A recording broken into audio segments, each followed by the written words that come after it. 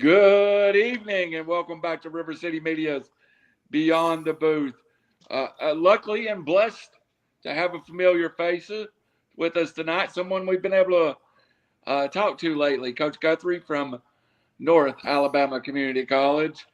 Phil, I think we all know Coach Guthrie. Why don't you just take over and let's go with some questions. We got about 30 minutes with Coach. Let's get the most out of it. Okay, well, again, welcome, Coach. Glad to have you again. First thing I want to ask you about is the fall season. Did you accomplish a lot of the things that you wanted to accomplish?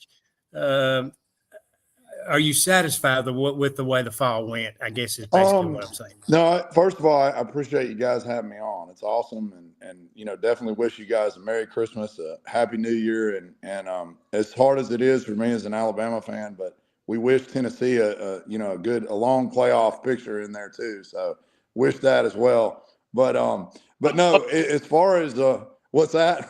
I said I'll take that one from you. Yeah, no doubt. I don't know that it's ever, I don't want to say satisfied. That's always been kind of a word I stay away from, I guess. But we did accomplish a lot of objectives.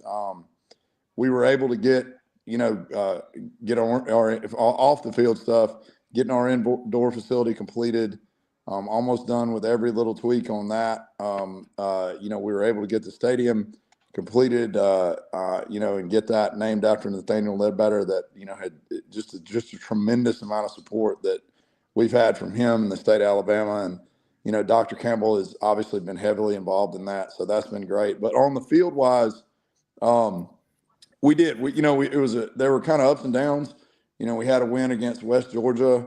It's a first-year Division I team. We had a win against UAH, who obviously is very good every year in Division II.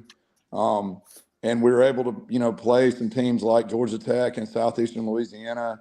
We wrapped up on November 15th against a younger Arizona Storm team. Of course, that's one of the elite travel organizations in the country, and did pretty well against them. So it's really, I'm mentioning results. It was really, trying to get our system in, which I feel like we have a much better understanding of the X's and O's.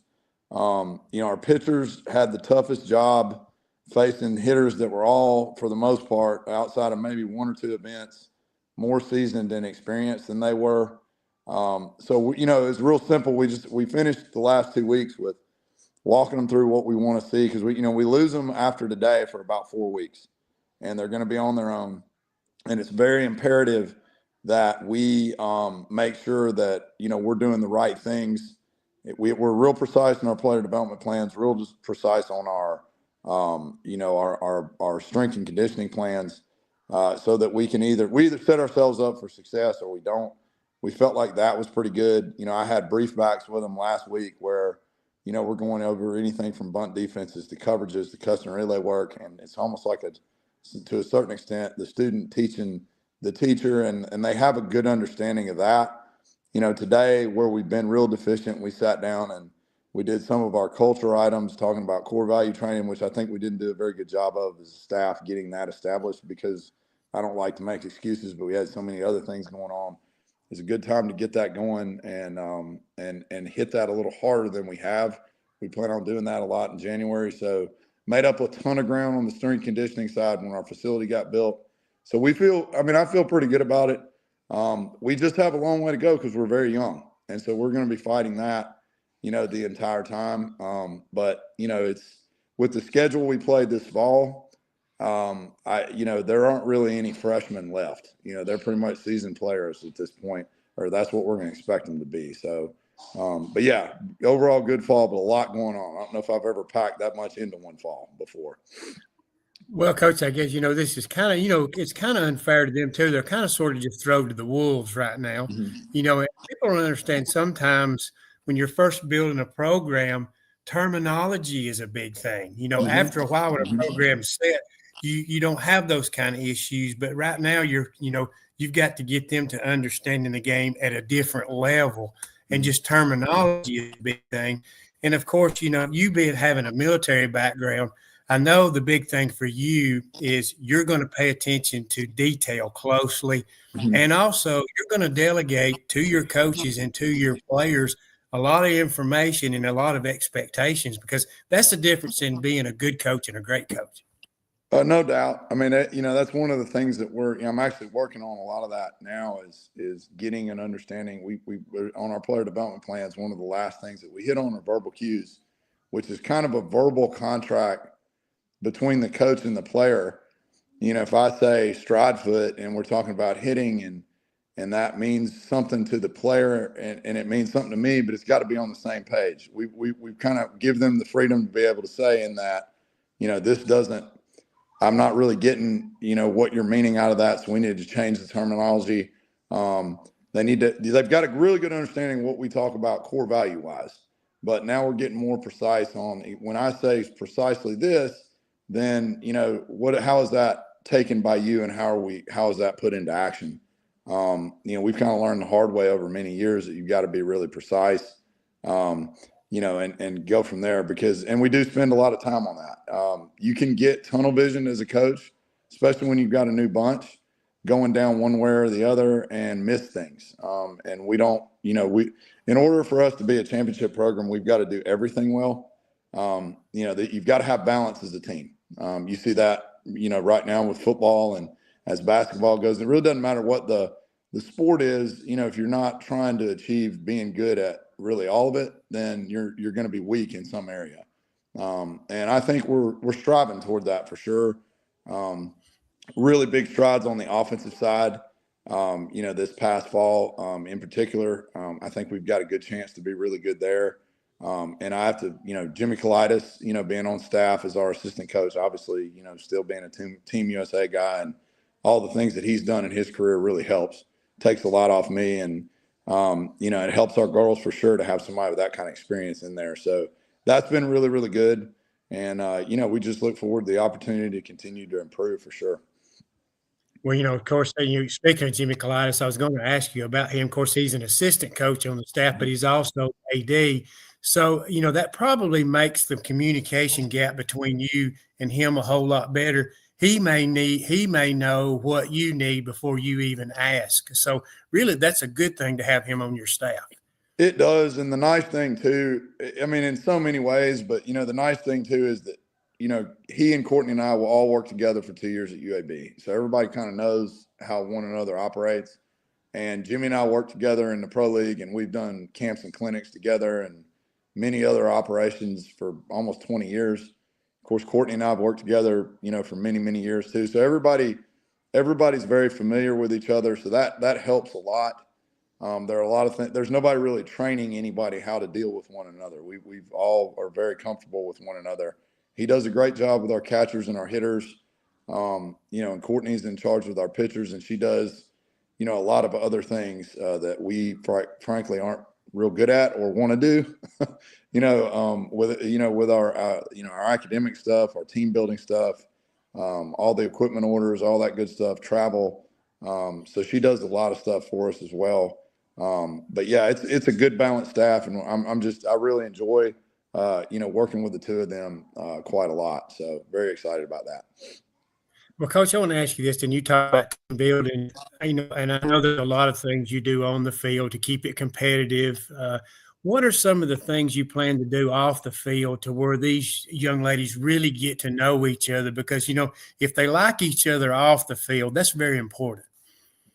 We talked today. We sat down because I told the team, I said, we're one of the things that's a challenge for us. We've got people that are very familiar with the area, and some of those are familiar with each other. They played high school together, or played high school against each other, and then you've got people that are far away from as Arizona and Texas, and so and some of those people live at home, and some of those people live in the local area, and some of those people live a little further away. So if you're not careful, just on geographic proximity, you can kind of have a cliquey team, which, like I've always told every team I've had, like, you guys don't all have to be best buddies, but you do have to function as a unit on the field. And everybody in the organization has to buy into the core values of what we do. And so one of what we were hitting on big time today was making sure we were really, really precise about, our core values are integrity, discipline, and gratitude. And we talk about that and act that as much as we possibly can on and off the field. We had the kids today. Courtney led this exercise, but, we talked about, write 3 to 5 to 10, just, a handful of words that you feel like describe you.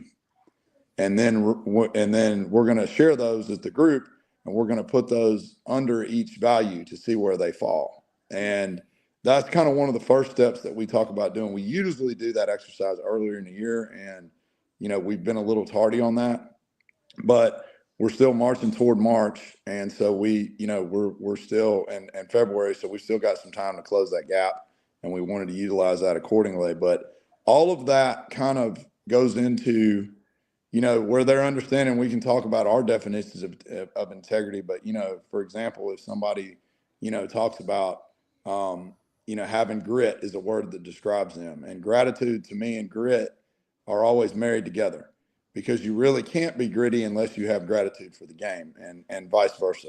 And that takes a long time sometimes for people to understand. We'll bring out examples of how that is, and you'll see people's antennas kind of go up and go, yeah, I value these things, but I don't know if I've been that precise about them. So we talk about those things. We talk about each, different people will share things that, whether they've been, kind of true to their own words or not, including myself. One of the things, and we'll do, as this evolves, I always ask the team, let's break it down into, let's talk about hitting, let's talk about base running, let's talk about defense. All right, any of those items. And if you take 3 to 5 words that describe how you want us to be in those areas, like for, you could talk about, with base running, we want to, we want to be precise, or we want to be accountable, whatever words you use that you feel like are going to, raise us, that we agree on to a championship level.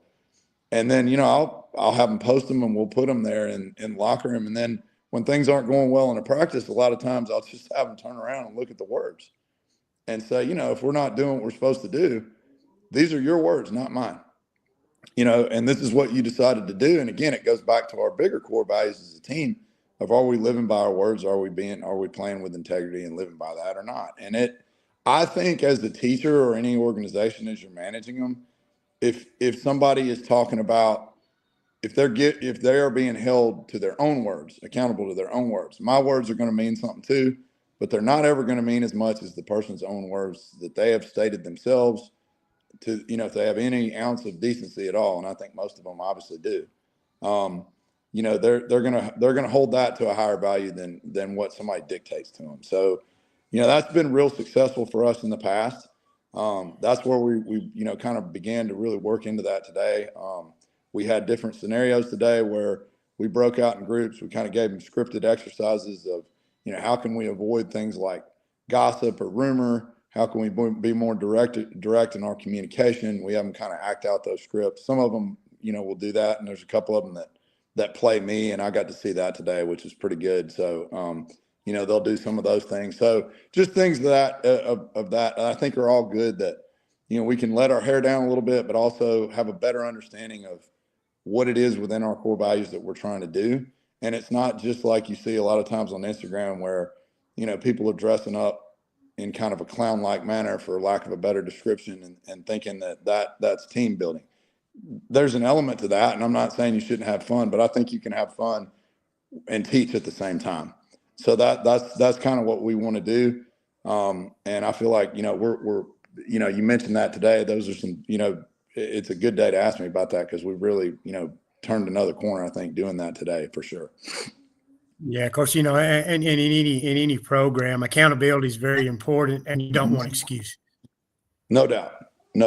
And like it's also interesting too when you ask the players, when you're in those settings, of what they think these core values mean to them, and what they think of themselves, and the words that they value.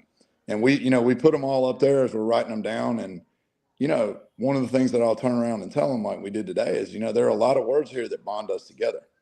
If you guys are being halfway honest, which I think you are, you need to realize that this is why we're here, and this is what we believe.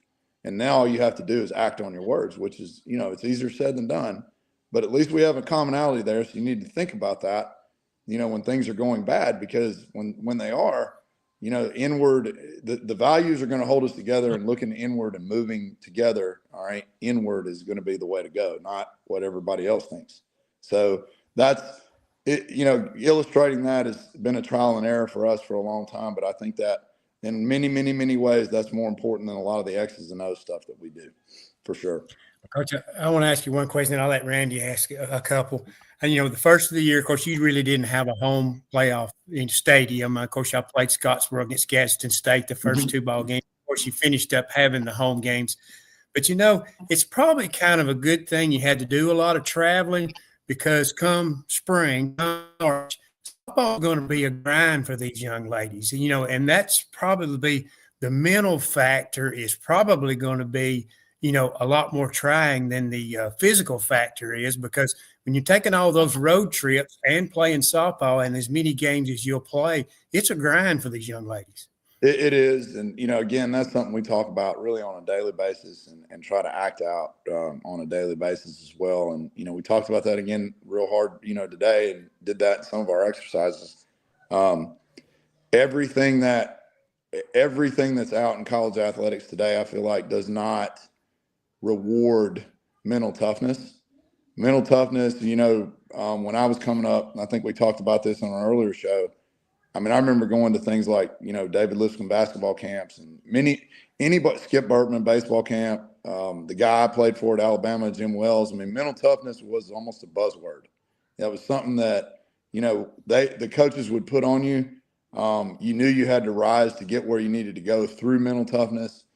And I feel like one of the disservices that you'll hear today is, well, the kids today can't. And the kids today, I don't think that they're any less tough than we are. I think we kind of lower the bar sometimes by, just assuming that, they can. And it's not like, when I was at basic training at Fort Leonard Wood, Missouri, where we're just screaming and cussing at them. It's just, here's the standard, hit the standard. If you're hitting a bump in the road, what are the tools that you have in place to overcome it? And, that to me is a positive way of doing things, presenting options and, being able to overcome obstacles to get to where we need to go. I think a lot of what we do today in college athletics is that we put them into a corner of, you're automatically a victim because this happened or that happened. And it's easy. So you need to just take your ball and go home or go somewhere else. And I don't think that is really preparing them for reality. And so, that's one of the best things about where we are now in the junior college system is you can still do that. I think our kids are here for the right reasons. And, we're not as limited on time, so we can spend a ton of time developing, and we really, really enjoy that. So, that part has been everything that I thought it would be, and continuing to look forward to, to do that for sure. Randy, you want to ask a couple? Yeah, Coach, I want to look at it from the academic standpoint. It is so tough to be a collegiate athlete, and I know a lot of times with football players, their load is heavier in the spring and the summer. Basketball players might be the fall and the summer. You're so year round. You have to stay balanced. How does that present an academic challenges to your players that some other sports might not have? We have, it's nice. Courtney's, the academic advisor for our entire, athletic department. And, we believe in jumping kind of feet into the fire, like I'd mentioned with Phil earlier, he talked about the travel. We want to do that more so than we would have to do it in the spring and the fall, so we'll go on a road trip like we did to southeastern Louisiana and then come, that was, I think, 8.5 hours. Then we turned around the next day and drove to Spring Hill and Mobile. And, that's a grind. That's a grind that a lot of 4-year, Division I's don't make. Yeah. So they have to learn things like, okay, you have to manage your time studying before we get going. You're going to have very minimal time to do it. And it's not like we do that every weekend, but they need to do a grind or two in the fall, to give them a shot in the arm and where we're at. But we feel like between the study hall and the oversight that we have with our academic advisors, the constant meetings we have, at least probably 3 to 6 times a year, depending on the player, or I should say 3 to 6 in the semester, where we're constantly talking about how we're managing our time and our player development. And so it's really not, when we get to this time of year where there's a break, it's really not, like, oh, we're talking about something that we haven't talked about a whole lot, or it's a maintenance of what we've already put in. So we like to think that lends itself to success. But yeah, it is challenging. And that is something we've talked about, and tried to practice as much as we can through some of the road trips and the adversity that we've had to face in the fall, because, like for us, we're going to go real hard into February, and then right before we transition into conference, we'll have a week off to kind of tweak that and go back through what went well and what didn't go well. We're going to do it again through conference, and we'll have another week, where we'll have a chance to kind of get our breath and go from there. But we've gone through, they've done all their academic meetings, kind of laying out hour by hour how that's going to go. With us, we want to map out, we do this with each player multiple times each semester about, how their 168 hours in a week is going to look. So time management is something that's so constant for us that I don't feel like that it's, it's really something that hits them as hard, in the spring, because we practice and have a pretty good system in. Now, this bunch hasn't been through our system before, and they haven't been through a college grind. So I expect some tweaks and some adversity for sure. There always is, but probably more so this year because they're so new. So, but we look forward to that opportunity because it is a different challenge for sure. One more question, and I'll go back to Phil. You were talking earlier about the challenges the young players hitting off of college pitching. I actually heard Coach Weekly, who's Tennessee's coach, talk about the hardest thing maybe from the high school to the college level is becoming a pitcher and understanding what gets players out at this level. And Coach Courtney, does she have a design that she works with each pitcher individually, or do you have an overall philosophy for pitching? We do. I mean, there's a lot that goes into it, but for the first thing you've got to understand is how you're making outs. It's funny you mentioned the weeklies, because I've had this conversation with Karen many times, and and they're great custodians of the game, and I'm glad that they're friends of mine. But getting back to the pitching piece, it's about being able to, Mike White told me one time, you've got to have one dominant pitch and an off speed. And I think he's correct. There are so many pitchers, and I think, I don't want to speak for Karen, but I'm pretty sure she would agree, and so would a lot of college coaches that I deal with. There's so many kids that come in and go, I've got this pitch, I've got that pitch. There's 7 or 8 pitches they've got. And in reality, they may have 1 or 2 of those that have a chance to do something for them in college. And a lot of them have not put in the time for a really good off speed, because it's never been something that has been made to be valuable for them. So, we want to figure out, how we can throw strikes on both sides of the plate, what we do with that. They've got to have an off speed. And, like for our pitchers, a lot of what we saw skill set wise, and we're measuring on velocity and, where we're throwing strikes to which side of the plate, it becomes real apparent. And then obviously the results of ball and play, it becomes real apparent that, hey, we're not going to strike out a ton. So if that's the case, like this year's staff, that's fine. Then we've got to make weak contact within the first 4 pitches of an at bat. That, because we're not going to labor into deeper counts. That's been the biggest fight for some of them to understand. And some of them are starting to get it now, because it's, in high school, they probably did that. I know that some of them did that. They were double-digit strikeout kids. Well, it's a little bit harder now, especially in college, where at every level, whether it's junior college or Division I, most teams are 10, 12, 15 hitters deep. It's just rare you see a kid that can't hit at least some, in college. So that's what we're trying to get in there is, we've got to win. We can't be a charity on the front end of an inning. We can't give away 2-out walks, leadoff walks, back walks. We got to stay out of 3-ball counts. We're trying to, make good quality pitches within 4 pitches in a bat to keep the line moving defensively, and let our gloves have a chance so that we can get back to what this team does really well, which is swing the bat. So that's been, and not every team will be that way. We may have a couple arms down the road, maybe even next year, we think we are, that will strike out more hitters, which will change what we're trying to do a little bit. The team needs to understand that. you've got to communicate that with your defense of, okay, we're shifted over to this side. Why aren't we doing that? Because this is the strength of the arm and how we see that an out's being coordinated here. A lot of precision goes into that. The great news now is because we have that indoor, we can do a lot of short field work, a lot of video work. It has really spiced up what we do and increased our kids' abilities to, to be able to see the game a lot better. So, and that's the stuff that I really get fired up about. All those things are relevant, but yeah, it just, our philosophy bends a little bit according to the player that we have. Getting them to buy into what type of player they are to have success is harder now because, when they're coming to us, especially from travel ball, they've largely been in something, and I'm not slamming travel guys, it's just the way it is, where they've gone to showcase tournaments and they may pitch to time and their priority is who's looking at me to be recruited. Yeah. And that's the reality of where we are now. So teaching this stuff, is harder than it used to be because the formula for having success in a very broad, in a general sense isn't much different in high school than it is at college, but it changed because it's bigger, faster, stronger game and the precision has to be better. So those are the things that, that we've got to, that we're challenged to get right every year, but it's a worthy challenge every year. And this one's a little different because they're young, but we feel like, that we're going to continue to find new creative ways to be able to do that for sure.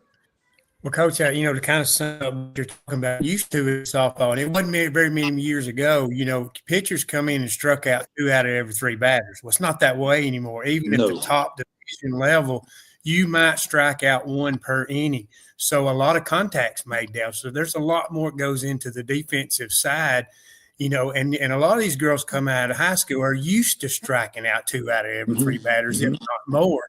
So they kind of sort of get a false sense of security that they can blow it by everybody. They do. And you see that at every level. I mean, you see it at every level. Even when I was in the pro league, I'm sure you guys are, familiar with arms like Ashley Rogers, at Tennessee. The good news about Ashley was, she was fairly high strikeout.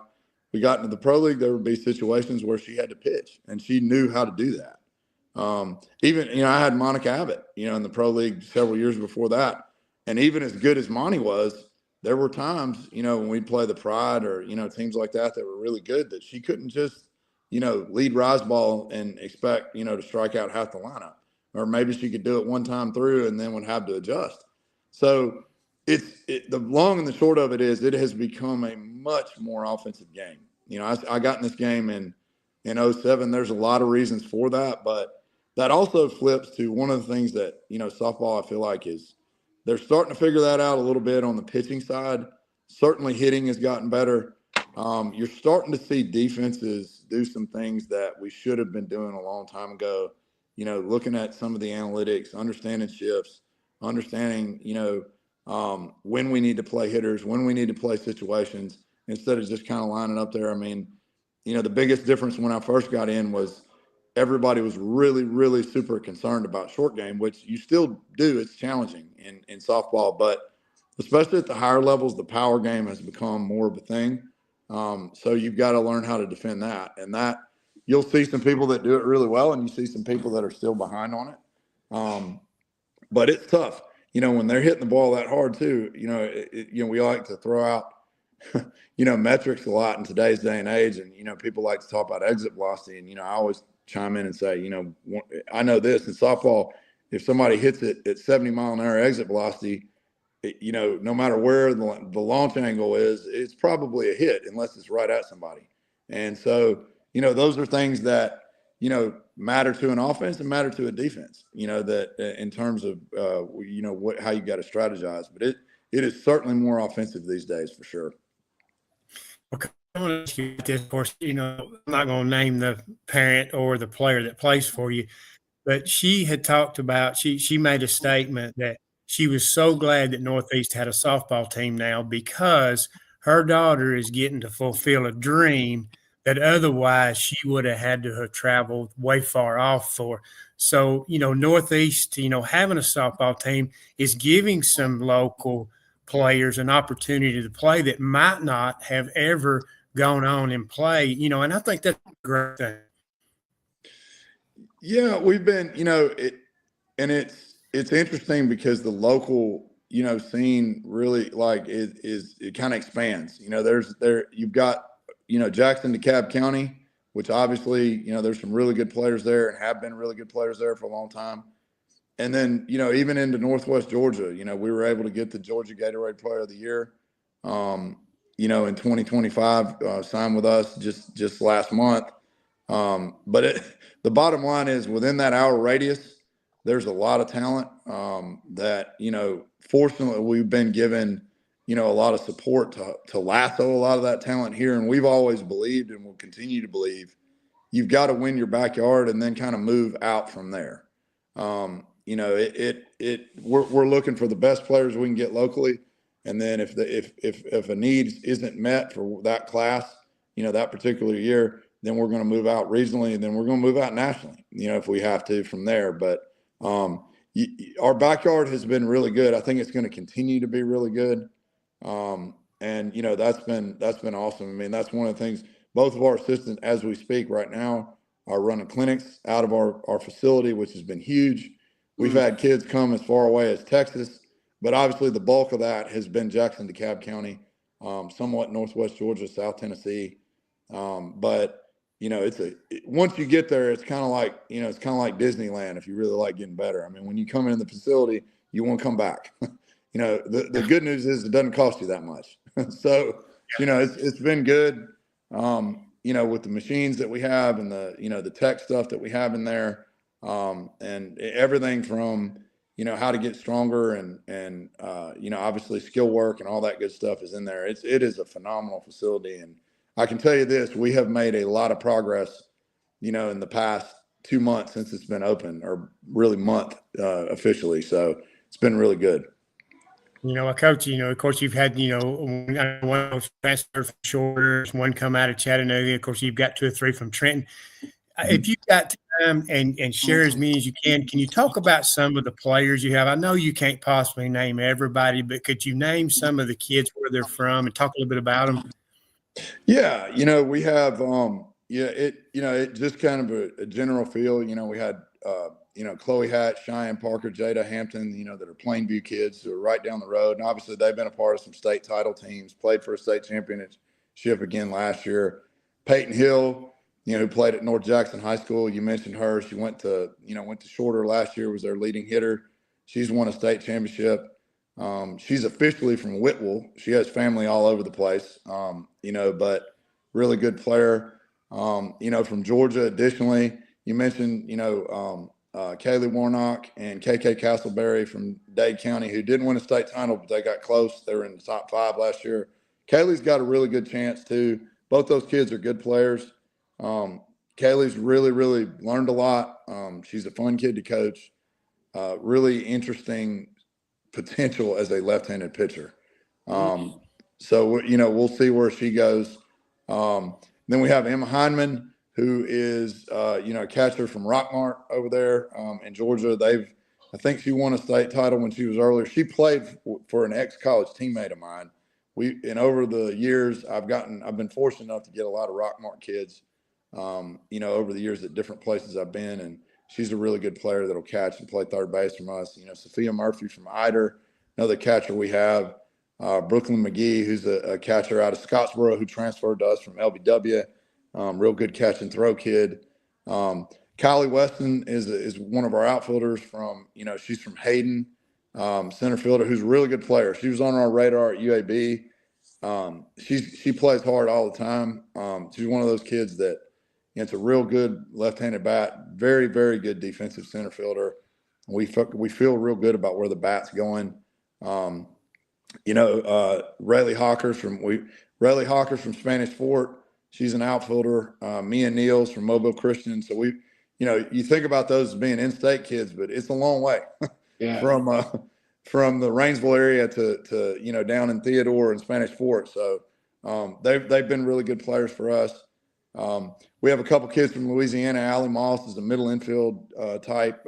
She's from Lafayette area in Louisiana, and we kind of knew about her from some connections we had when Courtney and I were in at Louisiana Lafayette. And then Skylar Branch is a pitcher for us she's from north of the lake, in Louisiana at Franklinton. So a little bit different area of the state, but that's where she's at. She has a chance to help us. Aubrey Gunter was a kid that we took from Mortimer Jordan, another pitcher that I think has a chance to help us. And then, further away, Kimber Craig transferred into us from Odessa College. She's a kid we had on our radar a little bit when I was at A&M. She's from Lubbock. She's a really, really good hitter. She has the chance. We've had a lot of Division I attention from her, Division I, Division II attention. She's got a chance to help us. So it's a combination of, we've got, kids from all over the state, a lot of it heavy in the region, some South Tennessee, some Georgia kids. And then, we have one from Arizona, Sierra Walding, that's from the Phoenix area. There's an outfielder hitter for us. A lot of wide net in the class that we have coming in that we're really, really happy about. We got into an area of Georgia, just on the other side of Chattanooga, between Heritage Catoosa, that high school. We've had some success there. Lafayette was real good with the ACUF kid that we got. Of course, Addie Edwards, being at Heritage Catoosa, we feel like was a good one for us.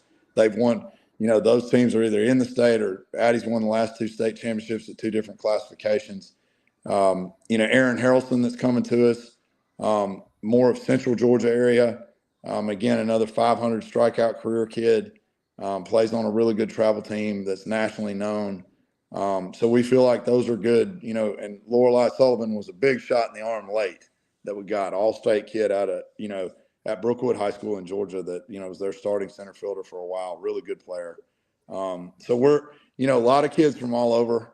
We picked up a shortstop late from Texas, that's from the Cypress area, from an organization, Ileana Flores, that we picked up, late, plays for Texas Unity, really good team that we had a relationship with when I was at A&M. So it's a combination of kind of local stuff. We have 2 really good players from Scottsboro. Morgan Perkins is the shortstop who played for a state title, at Scottsboro High basketball last year. And then Austin McNeese from Scottsboro, who, plays high-level travel ball, really good player, more of a third base type, but she can play just about anywhere. We're getting some of the better players local and have some of those. And then in addition, been able to make a mark, as really as far out as we really want to go. So, that's been good. Obviously we have with Jimmy's background and everybody else on staff, that helps us a lot recruiting wise too. But it's a mixed group for sure. And I'm probably missed, 1 or 2 in there, but yeah, really, really talented group. We're excited about where we are and where we're headed for sure. Phoenix to Rainsville almost sounds like an old country song. That's Yeah. how you go to play softball. So when her dad runs an organization, Sierra Walding's dad runs an organization out, and his organization was one of the ones that came and played us this fall. And you just never know. It's got to be a good fit. When they're coming that far. I remember them telling me about when they kind of exited campus and went to the local area, and then went down to Casey's Barbecue. And it's not very far from my house in Scottsboro, and you're off the river there, and they don't have stuff that looks like that, around Phoenix. And you never know how that could be good or that could be bad. They really liked it. He's originally from East Texas. He's got a daughter at Charleston Southern. So I think, the South kind of appealed to him. Not that Arizona isn't a great place. My wife's from Tucson, but yeah, I think, this place has appeal beyond just, right down the road. And we feel like right down the road is really good too, but it's kind of a hidden gem in a way. A lot of people, even from Alabama, even myself, growing up in Tuscaloosa, if you take that drive, up the mountain, either coming down from Rainsville to Scottsboro or vice versa, what a beautiful drive I get to have every day. It really is awesome. And by the way, we've got a really good softball investment in there too, with state-of-the-art facilities and, great instruction and great leadership. So, things could be a lot worse, as we, are always reminded of what gratitude we got to share in the holiday season. So we're pretty happy about that for sure. Yeah, from what I understand, the facility, of course, is first rate. You got, of course, you got the bar in there for the nutrition bar, media room, locker rooms, and like you was talking about, filming and batting cages on the inside. Of course, I've been in and visited it at one time, but that's first rate. And having a facility like that is a great recruiting tool. You just take them in and kind of show them around there, and they're going to have the best of the best when they come here. And that's what I think a lot of people is going to be sold on at Northeast is the development part of it, because a lot of these young ladies, especially the ones you get from Texas and Arizona, South Alabama, they're looking to play at the next level. They want to spend 2 years, but I'm sure their goal is to play eventually at a 4-year school. It is, and by virtue of what and you're right, you mentioned the first level, word we're really key on this development. We didn't put in the facilities to make it, and I'm not trying to slam an environment I've been in before, but a lot of stuff that you'll see at some of the higher levels is kind of gaudy. It's there and it's cool for recruiting, but it's not that functional in terms of getting better. Everything at our place is, if you take a step back and look at it, whether it's the nutrition bar or it's the machines that we've got all over the place, or the way we've got our workout facilities situated, or the tech machines that we've got going in there to measure development. It's all about development, and about time management in order to maximize all the development we can. Whether we're talking about being able to fuel up and get a shake on site right after you finish working out so that you can get to class and being in the absolute best, condition you can be in to learn in the class. All of that stuff was taken into consideration when we're doing it. And yeah, by virtue of that, you're going to get players that their number one goal is, I want to get here to get better. And you're starting to see that really matriculate in our program. Even some of our players the first year might have been unsure some of those answers when we come out of, whether they wanted to play at the next level. They're starting to, kind of gravitate that way by virtue of staying in the program. Because of the work they're going to do, you might as well have something to show for it, for sure. Now, it helps if we have somebody that comes in that has that goal in mind to start with, because they're going to fight a little bit harder than somebody that may be on the fence, typically. But we take all comers. That's the beauty of junior college. You can have somebody that's uncertain and a light switch flips on when they get here and it changes their lives. And I think like I said, it's been great for me as a player and a coach. I'm just really, really happy that, this is where I've ended up, because boy, the support we've had to be able to put this on has just been phenomenal. It really is. And I love showing it off. We can't get enough people, that are coming in. They want to see it. If it's a coach that's passionate about getting better or bringing his team in to work out in our facility, they've been coming. And I think they're going to keep coming because of how conducive it is, for people to get better, for sure. So we're excited about that. Right, Nicole, one more thing, Coach, and I'll let Randy wrap it up. Of course, I'm sure you want to challenge the community to come support this team. I know the stadium seats about 400, but it has the capacity of about 600 because you can stand along the fence or bring chairs and whatnot. But it's an exciting time for Northeast softball, and and I'm sure you're going to have a lot of local support just because of family and parents and those type of things. But this is going to be a great thing for the community. Especially as Northeast expands sports in the future, it's going to create a lot of interest for the school, not just an academic school anymore. Oh, no doubt. Jimmy's been working really hard as AD to, come up with, we're getting better in terms of finalizing our plan of how we're going to manage, the game management piece, the ticket management.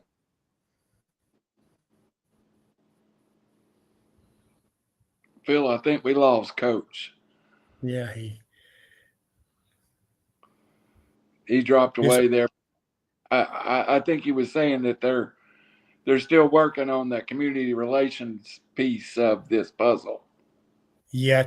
I guess probably as far as season ticket sales go, about donation and that type of thing, if you want to support the program and all that stuff, I'm sure he was wanting to talk about that just a little bit. But it's an exciting time for Northeast softball, and I was glad we got to talk about some of the kids. I'm sure he missed a few But now that he knows them a little bit, he can share a little bit. And that's kind of what I wanted to get to in this interview, because anytime you can talk about the young people that are a part of the program, that's a big thing for them and their parents.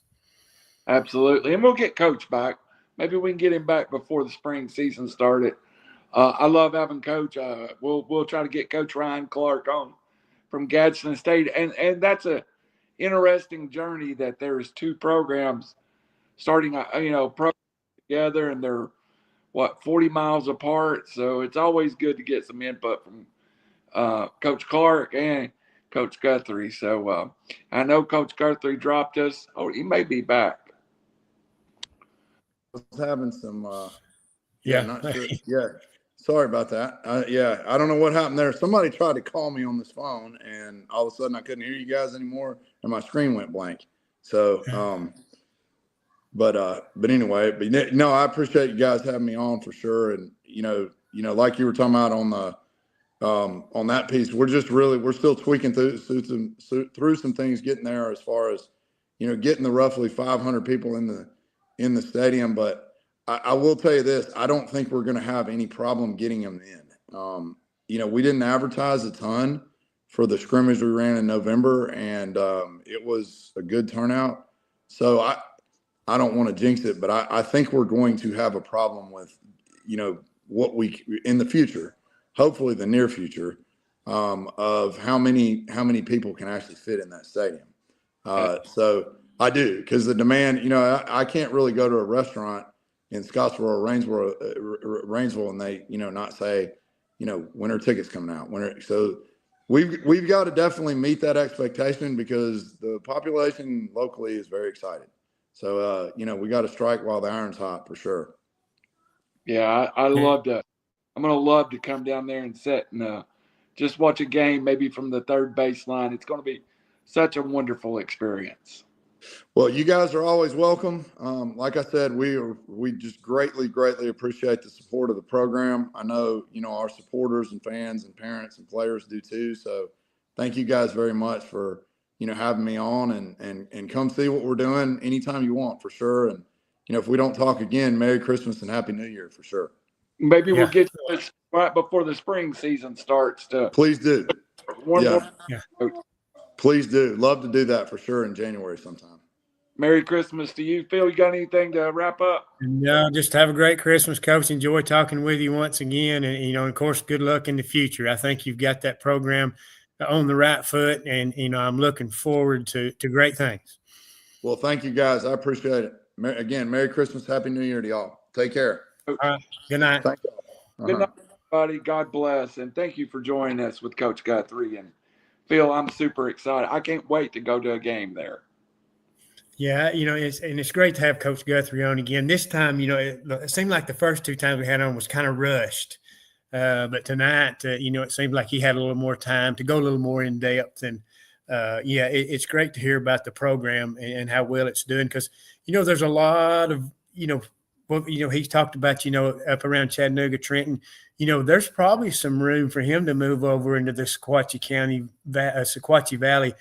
He's got one from Whitwell, but there's probably some players around the Sequatchie County area and the Marion County area that, may be interested in coming down. And as the word spreads, this program is going to benefit from these local players coming in.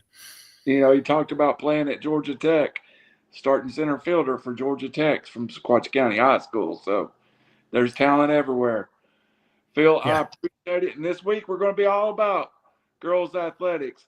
Following this, in about 10 minutes, we're going to have Coach Duxie and a couple of girls from the Hickson flag football team, which is on a 3-out-of-4 run and getting ready for the playoffs. Wednesday night at 5 p.m. Central, Otters State Championship, and the players is going to be, Phil? McKinley Traylor and Kenzie Smith, and then, of course, Jamie Pruitt's going to be on with them. We were going to have, Jamie had junior varsity basketball on Monday, so we moved it to Wednesday so that he could be on also.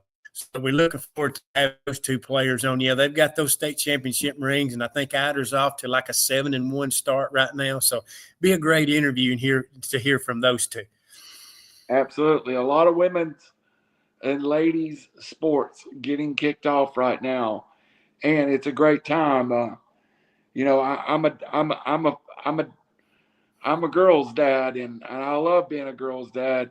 And I'm telling you, if you haven't watched any girls' high school sports, you haven't seen Spire and Spit. These girls are tough, and they let you know it. Yeah, definitely so. I mean, it's fun to watch young ladies compete at that level because actually flag football can turn into a physical game, and as they play more and more, it's going to be that way. I promise you. You might as well put pads on them because Yeah. I mean it's going to be physical. And one thing I don't know if everybody knows this down in Alabama yet or not, but they have passed it to where we're going to have flag football at the junior college level in Alabama. So don't be surprised if Northeast Community College doesn't end up with a flag football team in the future, as well as Gadsden, because it's not really a sport that costs a whole lot of money to put on, because you can use the facilities you have. So you don't have to build a stadium like you do softball. So it's not going to be near as an expense, but it'll be a way to get more young ladies into the competitive field as far as sports go. And I can't wait to take you to a game. I can't emphasize enough. The feeling is just like a boys' football game. You get Yeah. that same, and every week I hear about who someone caught with a block, or I caught them good, or so. Yeah. Yeah, the girls do it too. So Phil, we'll be. Just well, hopefully, Randy, maybe, I don't know if me and Chrissy's really planned it or not, but maybe we can get up there tomorrow. I'm not sure, but hopefully we can get it. Don't they play at 6 o'clock Central Time? No, it's at Eastern Time at Howard. At Howard, so it'll be 5 our time. Yes. So that'll be even better for us. Yeah, they will be at Howard 5 o'clock your time. So I Okay. hate to interrupt everybody, but we do have Coach Duxie on in just a few minutes. It's Phil Harris, Randall Cunningham for Beyond the Booth, and we'll be back Wednesday at 5 Central with the Iders Girls program. Thank you. God bless.